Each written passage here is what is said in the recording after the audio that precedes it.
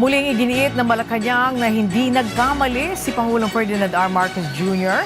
hinggil sa pagkakahuli ng Czech Republic kay Zaldico.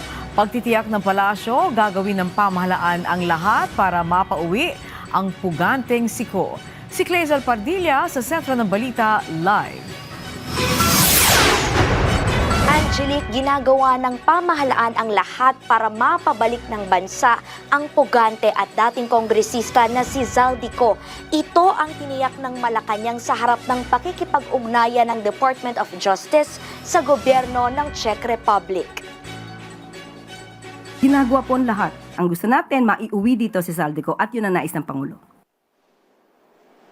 Nanindigan ng Malacanang na walang mali at hindi rin naging premature o napaaga ang paglalabas ng impormasyon ni Pangulong Ferdinand R. Marcos Jr. hinggil sa estado ni Ko. Hindi po ba ang inanunsyo ng Pangulo unang-una ay nahuli si Zaldico? Totoo naman. Di po ba? Nasa kustodiya ng Czech Republic si Zaldico. Totoo naman.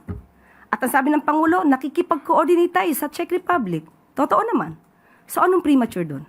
Hindi nang galing kay Pangulo yung word na arrested. So walang iko-correct ang Pangulo sa kanyang mensahe. Matatandang noong April 16 nang i-anunsyo ni Pangulong Marcos na nahuli si Ko matapos ang tangkang pagtawid sa Germany.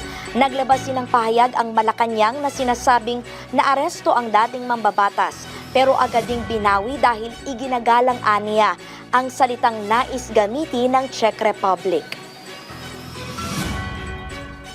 Hindi po dapat magamit ang salitang aresto sa kanilang bansa.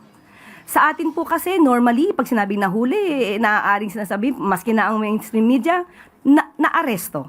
So, igagalang po natin yung nais nila dahil ang si Zaldico po ay nakuha nila o nakuha yung kustodiya at the time.